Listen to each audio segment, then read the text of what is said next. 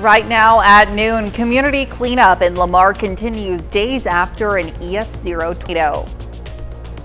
And we are staying warm out there. We still have the clouds. We are getting some sun and maybe some thunderstorm chances, some changes in the forecast. Those details coming up. Plus, what will take the old Freeman building's place now that the Joplin City Council approved plans to demolish it. The 4 states' most watched news starts now. This is KOAM News at noon. I'm Elise Snowy. New at noon today, tragedy in Ottawa County, Oklahoma after a UTV crash claims the life of a 9-year-old boy. The fatal incident happened yesterday evening in Ottawa County on South 490 Road. According to Oklahoma Highway Patrol, Douglas Gray of Miami was driving a 2018 Can-Am Defender. There were 3 other passengers in the vehicle and no one was injured. Details of the crash are not all revealed. The deceased boy from Miami is listed as a pedestrian. The boy was flown mid-flight to a hospital in Tulsa where he was pronounced deceased. OHP continues to investigate what occurred. This morning, Commerce Oklahoma Public Schools addresses the loss of the boy who was a student within the district. Now, in a letter to parents and staff, Superintendent Stephen Moss saying in part, quote, "It is with a heavy heart that I share the tragic news of the passing of one of our elementary students during the night. We are deeply saddened by this unimaginable loss," end quote. The letter goes on to say counseling services and support is available across campuses to students and staff in need. A turkey crashes into a truck driver's windshield, sending him to the hospital. Sunday morning, authorities responded to reports of a tractor trailer that was stopped roadside on I-49 about 36 mile marker in Newton County. And there was a large hole through the driver's side of the tractor trailer windshield. Now, inside the cab, glass and feathers. The turkey did not survive. The driver was transported to a Joplin hospital non-emergency for unknown injuries. Authorities say other vehicles have been hit by turkeys recently as the spring turkey season runs until May 11th. Now let's check in with Chris Warner for a look at the forecast. Yeah, we've got those mostly cloudy skies, but the cloud layer is fairly thin, so it's allowing sunshine to get through. It's a little warm, and honestly, if you step outside, it does feel a bit on the muggy side. Of course, that's downtown Pittsburgh. MoDOT camera 20th and Range Line. You can see those mostly cloudy skies, but you can also see on some of the vehicles as they go by, the sun kind of reflecting on them because, again, the cloud layer is thin. This activity has been dying and recycling since, I want to say, about 4 o'clock this morning, continuing. Nothing strong, nothing severe out there, but we are watching these thunderstorms. They kind of got going. We had a couple of severe thunderstorm warnings around McPherson, and then they started to die out, but they could regenerate, and that changes up our thunderstorm potential for tonight. However, our severe risk for today, overnight really, that was in our northwestern counties. It's been confined now to the northern counties. Quick look at yesterday's stats. 56 is where we started. 81's where we made it, so well above average, already well above average now. 77 in Joplin, 74 in Pittsburgh. Quick look at those temperatures. We've got low, mid, and upper 70s out there as we cruise on near 80 today. Mostly cloudy skies. Could have some thunderstorms out there, down to the mid 60s by 11. We'll break down all the details for you here in just a few more minutes. Elise? All right, Chris, thanks. And don't forget, you can get severe weather updates sent straight to your phone free of charge with the KOAM Sky Watch weather app. It's available in the Apple App Store and the Google Play Store. Well, the Lamar, Missouri community is working to pick up the pieces after a tornado swept through on Easter Sunday. The EF0 tornado left some residents with broken tree limbs in their yard and without power.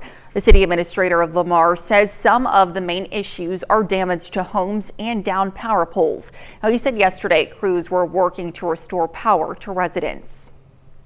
Coordinating our resources, both managing volunteers, Salvation Army, Red Cross, and our electric crews that have come in to assist us. That's just been a challenge that we've dealt with and tried to organize it the best we can. The city administrator says the city plans to evaluate how the tornado aftermath was handled so they can make improvements as needed if another tornado strikes.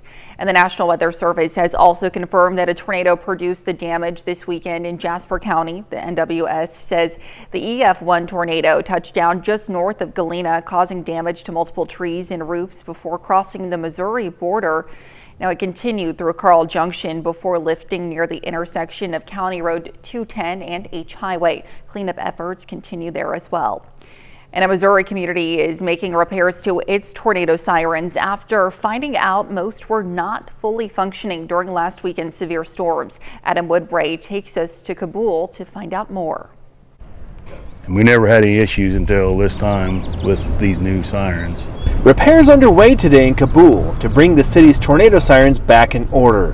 When Sunday's severe storm rolled in, people found out they couldn't hear the sirens going off.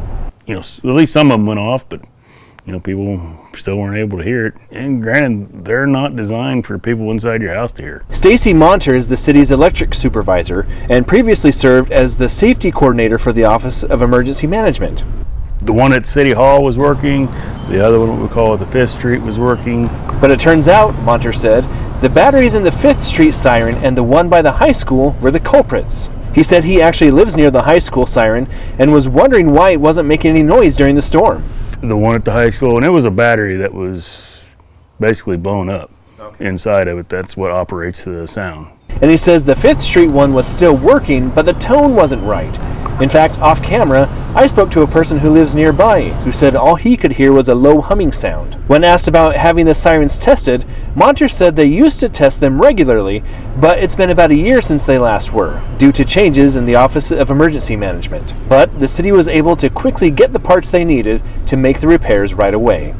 They said they was going to bring the stuff down, and they was supposed to be here this week, and they ended up coming today, and they should be done today. The Kabul Fire Department declined an interview, but going forward, the police department says on its Facebook page it will be testing the sirens every second Tuesday of the month. Well, plans are underway for the development of affordable housing at the site of the old Freeman Hospital in Joplin. Now, this comes after City Council approved the demolition of the building. The development will be a partnership between city staff, the Economic Security Corporation, and Habitat for Humanity through their Joplin Economic Housing Development Initiative known as JEDI, with housing being targeted for veterans and seniors. We would like to build 3 two-story duplexes at the location.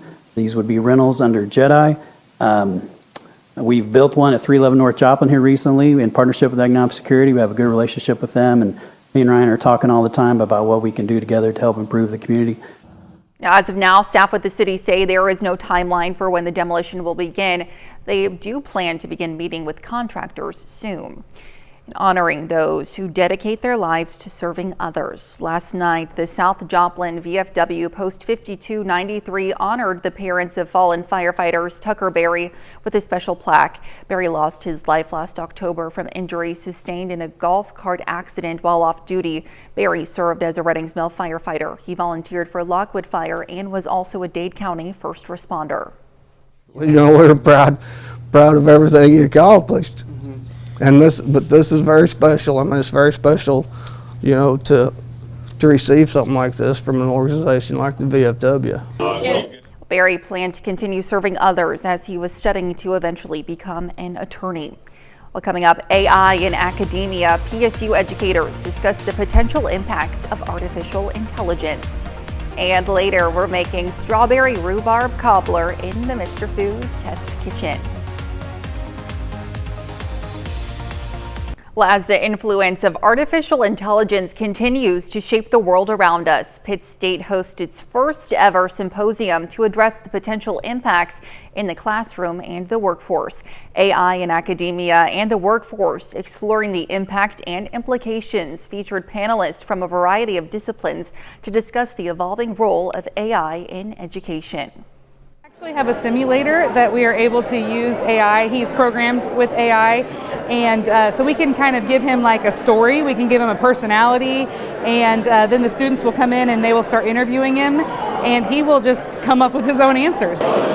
Attendees could participate in a Q&A session following the panel discussion. Missouri Southern took the lead in Going Green, celebrating Earth Day with a special focus on sustainability. The university welcomed local middle and high school students to discuss ways to make daily living more eco-friendly.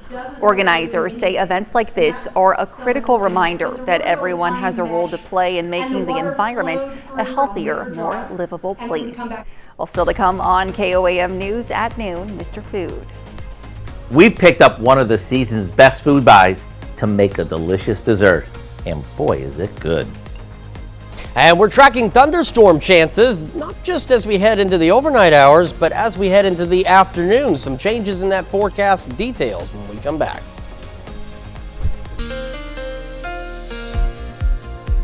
Welcome back to the KOAM News at noon. So we've got mostly cloudy skies, but the cloud layer is very thin, and so we're getting some sunshine through, which is allowing us to warm up. In fact, we can show you that even better from our camera in downtown Pittsburgh. You can see the clouds, but you can also see the sun shining through because, again, the cloud layer itself is really thin, so it doesn't really make that big of a difference. So here's what we've got. We've still got these showers up in our northern counties. They keep moving as they head southeast, which I'll show you in a moment. They die out, and then a new batch regenerates behind them, and then that moves and dies. It's just been a process all morning long in the same area. Now, this storm over here by McPherson actually was severe. We had another severe thunderstorm warning near Hayes. All of that has now weakened, but here's what transpired in the last little while here. So since this morning, here's this activity. See how it just kind of slides a little southeast, dies, new one builds up behind it. This all flared up very quickly this morning, and then died almost as quickly as it flared up. Same with this activity back here. But that's also changed some of the expectations for the forecast heading into the afternoon. Some good news, the severe threats, and they were those low threats, they're still low, but instead of cutting right through the northwestern half of our area, now they're very limited, just up to the north, and same for that wind risk as well in our far northern counties out there. But we could see additional thunderstorms outside of that realm, which was not the expectation this morning. So this is one of those things, if you were with us through the morning show, you may remember our future track heading into the afternoon today. It was just showing clouds and maybe a couple of storms out by Yates Center. This is 2 o'clock today. This is the possible expectation. There's a lot of ifs on that complex of storms to our west, what exactly it will do. But by 5, we could be dealing with a few additional scattered storms in places we weren't originally anticipating some scattered storms. So do keep that in mind. Now, the good news is not anticipating any significant severe weather. A couple of the storms might try and get a little strong. But that's really about it. And then they die out. We go overnight. Now our overnight storms, by the way, are gone off of the future track. But our Thursday storms will start to pick up again as we head into the afternoon. We'll have scattered showers and thunderstorms out there. Nothing severe expected at this point. I know that line does look a little intimidating with all those red colors, but we're not expecting any severe weather with that activity as it rolls on through the area. Then we head into our Friday. We get another round of scattered showers and storms. These will be a bit more isolated, but they'll still be out there. It won't be again until through the weekend. We see more scattered storm chances. What we're really keeping an eye on is as we head into the start of next week. So we have scattered storm chances now through Wednesday morning. But take a look. Monday morning, 5 a.m., a couple of scattered storms possible, but then we're going to start to see more thunderstorms develop out here, and these could become strong to severe from late Monday evening into early Tuesday. Then they pause again, and then we get redevelopment by Tuesday evening on the southeastern half of our area. Those storms could be strong to severe, and then they'll exit as we head into Wednesday morning. So what does that look like? If you didn't see it this morning, our severe weather outlook into Monday has been expanded further east. It encompasses most of the areas. This is Monday, really Monday evening into early Tuesday morning. Then we go into Tuesday, and that redeveloping batch puts our severe risk in the southeastern half of our area. So it's a lot to keep an eye on as we head into Monday and Tuesday, but it keeps showing up. We've been showing you the extended severe weather outlook for a couple of days now, and this is still the highlighted area. So Monday really through Wednesday early morning, we want to keep an eye on those thunderstorm chances. So again, a few scattered storms out there today. We're still looking to make right about 80 degrees. We'll go into the mid-70s up through the weekend, back to the low 80s Monday and Tuesday of next week. A bit cooler next Thursday, down to the low to mid-60s. 70s return by Friday. But again, scattered storms for us. A couple of strong storms possible from now through Sunday. But we really want to watch those storms as we head into Monday through Wednesday morning. We certainly do. All right, Chris, thanks. Well, stick around. We're making strawberry rhubarb cobbler in the Mr. Food Test Kitchen. We'll be right back. Well, the fresh taste of today's comforting Mr. Food recipe is as easy as reaching into your freezer. Howard's making strawberry rhubarb cobbler in the Mr. Food Test Kitchen.